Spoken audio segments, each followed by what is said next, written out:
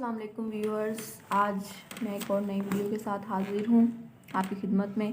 तो ये भी हमारा इन्वायरमेंटल बायोलॉजी का एक नेक्स्ट टॉपिक है जो कि है एनर्जी सोर्सेज। कुछ एनर्जी सोर्सेज मैंने आपसे अपनी प्रीवियस वीडियो में शेयर किए थे। आज मैं नेक्स्ट मूव करूँगी कुछ एनर्जी सोर्सेज की तरफ। ठीक है जी, आपसे रिक्वेस्ट है फिर से कि वीडियो को कंप्लीट देखें, लास्ट तक देखें, ताकि और जिनको पिछला लेक्चर चाहिए, प्रीवियस वीडियो चाहिए, तो उसका जो है लिंक मैं डिस्क्रिप्शन में दे दूँगी, तो आप प्लीज़ वहाँ से देख लीजिएगा। और मुझे अपने सजेशन से ज़रूर आगाह करें, कमेंट सेक्शन में मुझे बताएं।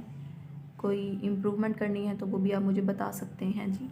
तो आज का लेक्चर हम स्टार्ट करते हैं जी। एनर्जी सोर्सेज हम पढ़ रहे थे इन्वायरमेंटल बायोलॉजी में कि हमारे पास कौन कौन से एनर्जी सोर्सेज हैं। कुछ एनर्जी सोर्सेज हमने देखे थे पहले। बायोमास था जिसके अंदर जियोथर्मल एनर्जी थी, हाइड्रो इलेक्ट्रिक पार्ट था, इस तरह के एनर्जी सोर्सेज हमने देखे थे। आज जो हमारा एनर्जी सोर्स है वो है जी फॉसिल फ्यूल। सबसे पहले देखते हैं कि फॉसिल फ्यूल्स होते क्या हैं। फॉसिल फ्यूल कहते हैं जी एक एनर्जी सोर्स को। फॉसिल कहते हैं सबसे पहले एक ऐसे मटेरियल को जिसको गुजरे हुए, उस ऑर्गेनिज्म की डेथ हुए हुए 50 से 60 साल का अरसा गुजर गया हो, तब हम उसे कहते हैं कि ये हमारा एक फॉसिल है। और फॉसिल फ्यूल, फॉसिल से मिलने वाला जो फ्यूल है जिसको हम एनर्जी के तौर पर यूज़ करते हैं, that is termed as fossil fuel. Fossil fuel में देखा जाए तो क्या क्या चीज़ें आती हैं हमारे पास। उसमें आ जाता है हमारे पास कोल आ जाता है, फ्यूल आ जाता है। फॉसिल फ्यूल की बात करें तो उस पर हमारे पास आ जाता है कोल आ जाता है, फ्यूल आ जाता है, ऑयल और नेचुरल गैस। ये हमारे पास सारे फॉसिल फ्यूल की एग्जाम्पल्स हैं। ठीक है जी। फॉसिल फ्यूल्स जो है ये हाइड्रोकार्बन्स हैं। मेनली इनके अंदर कोल, फ्यूल, ऑयल और नेचुरल गैस है। और ये सारे बनते किस तरह से हैं? ये remains of plants and animals. Remains कहते हैं जब किसी प्लांट या एनिमल की डेथ हो जाए, उसके बाद जो उसका बाकी हिस्सा बच जाता है, जो उसकी डेड बॉडी बच जाती है, that are termed as remains. उसके अलावा हाइड्रोकार्बन्स, इसके अंदर हाइड्रोजन के कंपोनेंट्स भी हैं और कार्बन के कंपोनेंट्स भी हैं। ठीक है जी। अब हम देखते हैं कि फॉसिल फ्यूल्स के यूजेस क्या क्या हैं, किस किस तरह ये हमारी डेली लाइफ के अंदर हेल्प आउट कर रहे हैं। फॉसिल फ्यूल जो है एक ग्लोबल एनर्जी सिस्टम के अंदर एक डोमिनेंट रोल जो है वो प्ले कर रहे हैं। अब वो किस तरह से प्ले करते हैं, लेट्स सी। फॉसिल फ्यूल्स ने रेवोल्यूशनाइज किया है हमारी इंडस्ट्री को। हमारी इंडस्ट्री के अंदर एक बहुत बड़ा रोल है। हमारी फैक्ट्रीज फ्यूल ऑयल से चल रही हैं, कोयला वहाँ पे इस्तेमाल हो रहा है, नेचुरल गैस इस्तेमाल हो रही है, चाहे कारखाना छोटे लेवल पे हो या बड़े लेवल पे हो, फॉसिल फ्यूल्स हर जगह अपना रोल प्ले कर रहे हैं। इस तरह फॉसिल फ्यूल्स ने रेवोल्यूशनाइज कर दिया है, चेंज कर दिया है एक पूरी एनर्जी के सोर्स को। उसके बाद फॉसिल फ्यूल्स के नेगेटिव इम्पैक्ट्स भी हैं। नेगेटिव इम्पैक्ट्स किस तरह से हैं जी फॉसिल फ्यूल्स के? फॉसिल फ्यूल्स की वजह से रिलीज़ होने वाला, फैक्ट्रीज की वजह से रिलीज़ होने वाला धुआं, कोल की वजह से, बर्निंग से, कंबस्टिबिलिटी की वजह से जो धुआं रिलीज़ होता है वो एटमॉस्फेयर में चला जाता है और उसकी वजह से हमारी पोल्यूशन जो है वो डे बाय डे इंक्रीज़ कर रही है। तो ये था जी फॉसिल फ्यूल का एक नेगेटिव इम्पैक्ट, के फॉसिल फ्यूल्स जो हैं वो किस तरह से नेगेटिव इम्पैक्ट जो है वो क्रिएट कर रहे हैं। और ग्रीन हाउस गैसेस जो हैं वो हमारे लिए एक बहुत बड़ा चैलेंज बन चुकी हैं। कार्बन डाइऑक्साइड बहुत ज़्यादा रिलीज़ होती है फॉसिल फ्यूल्स की वजह से, पोल्यूशन बहुत ज़्यादा हो रही है फॉसिल फ्यूल्स की वजह से। ठीक है जी। और जो कार्बन के सोर्सेज हैं वो हमारे पास डिप्लीट हो रहे हैं फॉसिल फ्यूल्स की बहुत ज़्यादा यूज़ होने की वजह से। ठीक है, होप सो आपको ये समझ आ गया होगा फॉसिल फ्यूल का टॉपिक। उसके बाद हम देखते हैं टाइप्स क्या हैं फॉसिल फ्यूल्स की, कि हमारे पास कौन कौन से फॉसिल फ्यूल्स जो हैं वो अवेलेबल हैं और जिनको हम यूटिलाइज़ कर रहे हैं। सबसे पहला सोर्स है जी, टाइप है जी कोल। कोल जो है एक कंबस्टिबल मटेरियल है। Combustible that can be burned, जिसे हम जला सकते हैं, जिसे हम जला के इस्तेमाल करते हैं। इसकी कंपोजिशन के अंदर देखा जाए तो कार्बन का कंटेंट बहुत ज़्यादा होता है। कलर देखा जाए तो इसका ब्लैक और ब्राउनिश ब्लैक कलर होता है। सेडिमेंट्री रॉक है, ज़्यादातर इसमें कार्बन और हाइड्रोकार्बन्स प्रेजेंट होंगे। ठीक है जी। उसके अलावा कोल बनता कैसे है? Remains of trees. जब एक ट्री की डेथ को 50 साल से ज़्यादा का अरसा हो गया है, उसके रिमेन्स जब वहाँ पे एक्यूमुलेट होना शुरू हो जाएंगे तो वो डार्क ब्लैक होना शुरू होंगे। पहले वो ब्राउन होंगे, लाइट ब्राउन, फिर उसके बाद डार्क ब्राउन से उनका कलर जो है वो ब्लैकिश की तरफ मूव करेगा। तो उसकी वजह से वो जो कोल के कंपोनेंट्स हैं वो बनना शुरू हो जाएंगे।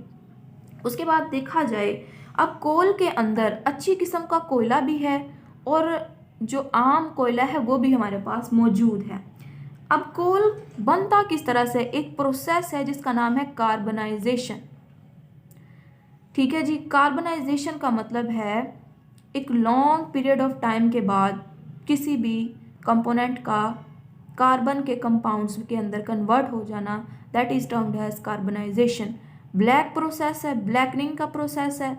अब देखें जी, कोल की रैंकिंग हमने इस कार्बनाइजेशन के ऊपर की है। किस तरह से, अगर किसी भी कंपाउंड के, किसी भी ट्री को गुजरे हुए 50 साल का अरसा हो गया, उसके बाद कार्बनाइजेशन के अमल में उसने 50 साल और लगा दी हैं, बहुत ज़्यादा अरसा, तवील अरसा उसने गुजारा है, तो वो हाई रैंक का कोल होगा। जिस तरह पुराने चावल हमारे यहाँ कंसीडर किए जाते हैं कि वो अच्छे पकते हैं, खुश जायका होते हैं, इसी तरह जो कोयला जितना ज़्यादा पुराना होगा उसका हाई रैंक उतना ही ज़्यादा होगा और उसकी कॉस्ट भी उतनी ही ज़्यादा होगी। उसके बाद हमारे पास एंथ्रासाइट आ जाता है, ये भी कोल की एक एग्जांपल है। हमारे पास लो क्वालिटी का जो कोल होता है जिसकी कार्बनाइजेशन कम होती है, लो कार्बनाइजेशन होती है, उसमें एग्जांपल आती है हमारे पास पीट। एंथ्रासाइट जो हमारे पास हाई रैंक का कोल है जी।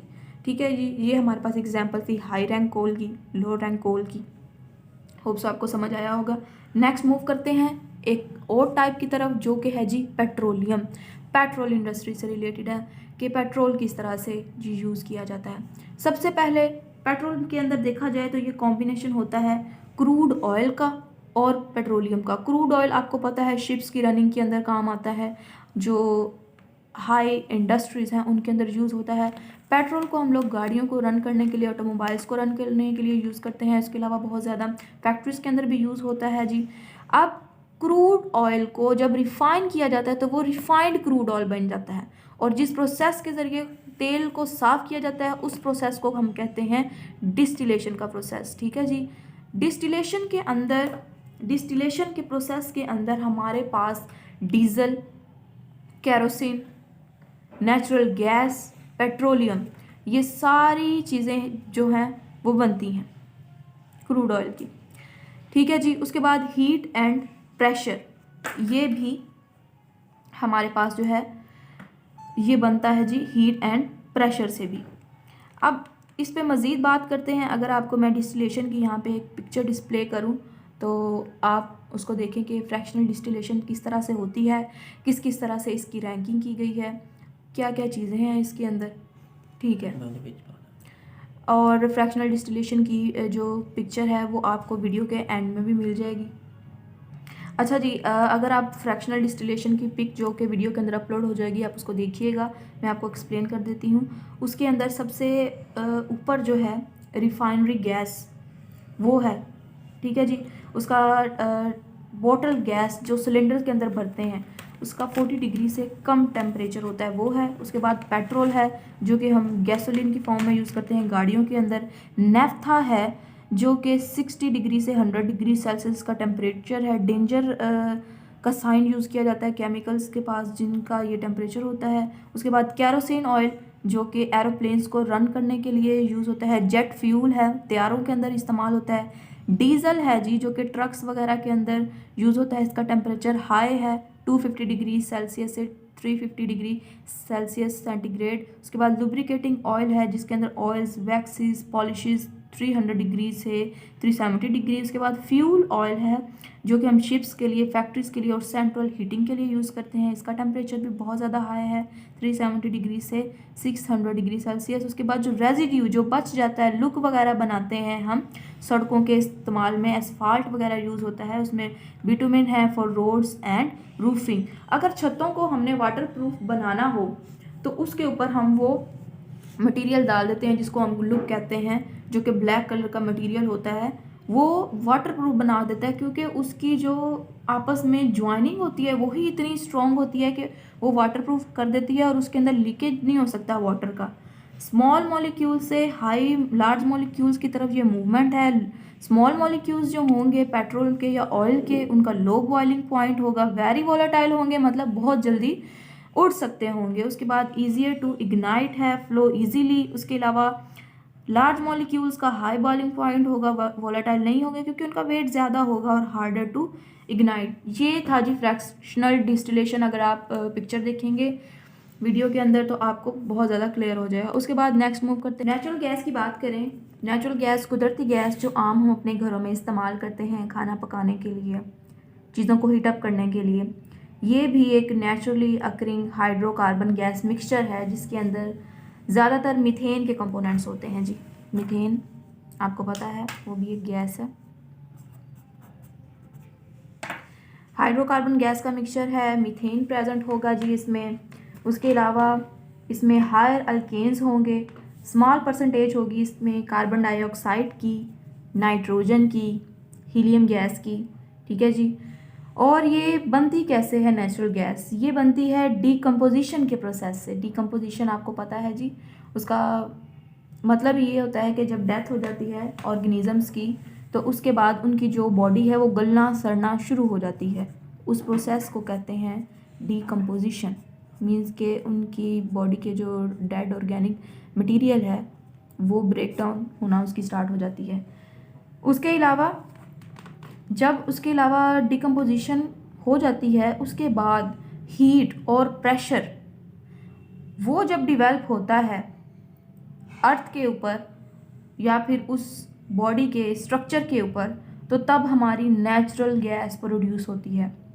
और ये जो एनर्जी जो प्लांट से हम लोग ऑब्टेन कर रहे थे उसके अंदर केमिकल बॉन्ड स्टोर होते हैं।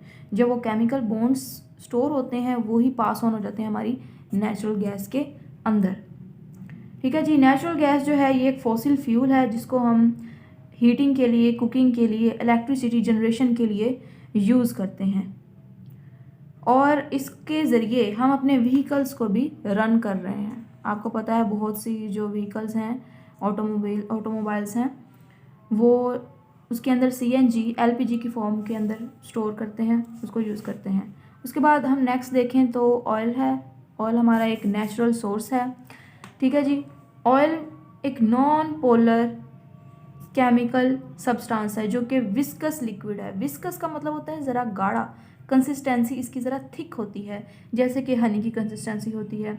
उसके अलावा ऑयल्स में वैरायटी की बात करें, एनिमल ऑयल भी होते हैं, वेजिटेबल ऑयल भी होते हैं, पेट्रोकेमिकल भी होते हैं जी। एनिमल ऑयल के अंदर जो टैलो वगैरह है वो हम लेते हैं एनिमल से। उसके अलावा ऑयल की टाइप्स में वॉलेटाइल भी हो सकते हैं, नॉन वॉलेटाइल भी हो सकते हैं। इसके पर्पसेस को देखा जाए, यूजेस देखे जाएँ, फूड के अंदर यूज़ करते हैं खाना पकाने के लिए, फ्यूल के तौर पर, मेडिकल पर्पसेस के लिए, ठीक है जी। ब्यूटी प्रोडक्ट्स के अंदर भी ऑयल यूज़ हो रहे हैं, पेंट्स के अंदर मिट्टी का तेल वगैरह वो भी ऑयल के तौर पर यूज़ हो रहा है, प्लास्टिक्स और दूसरे मटेरियल्स। ये थी जी हमारी आज की वीडियो। होप सो आपको एनर्जी के जो सोर्सेज हैं वो अच्छी तरह समझ आ गए होंगे। चैनल को प्लीज़ लाइक करें, सब्सक्राइब करें और दूसरों से ज़्यादा शेयर करें। Thank you for watching.